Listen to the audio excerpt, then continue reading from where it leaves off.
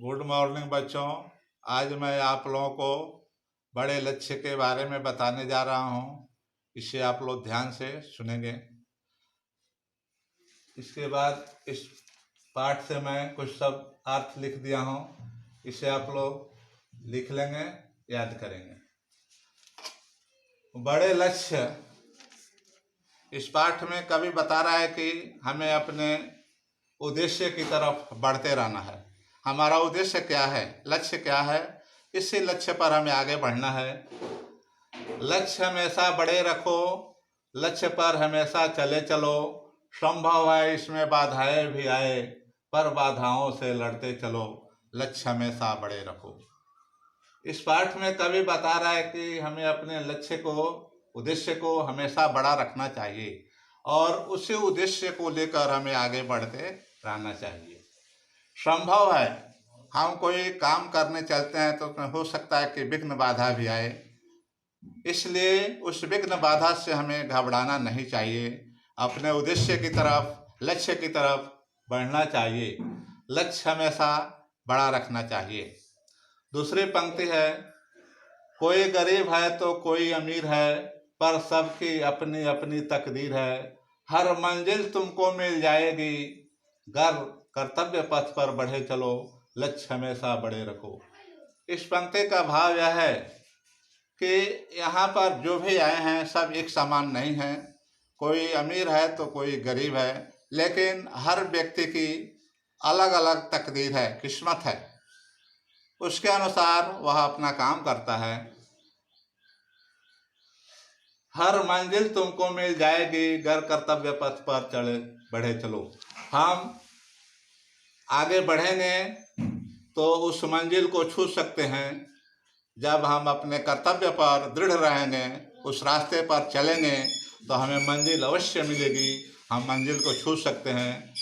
हमें अपने लक्ष्य पर आगे बढ़ना चाहिए, उद्देश्य पर आगे बढ़ते रहना चाहिए। दौलत के लालच में न फंसना तुम, गलत राह पे न मुड़ना तुम।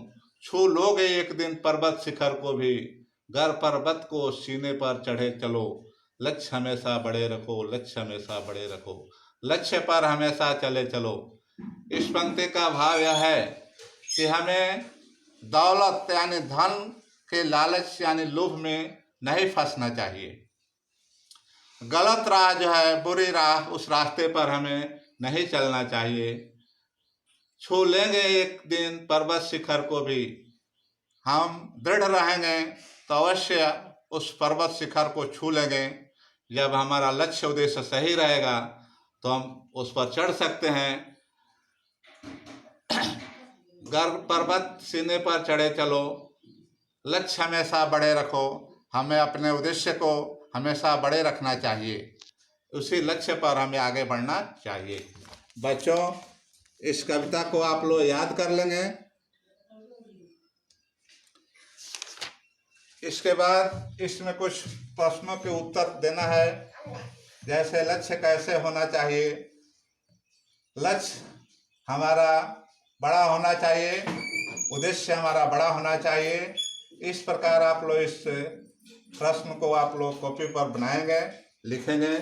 इसके बाद कुछ प्रश्न लिखकर समझाना है। बाधाएं आने पर हमें क्या करना चाहिए।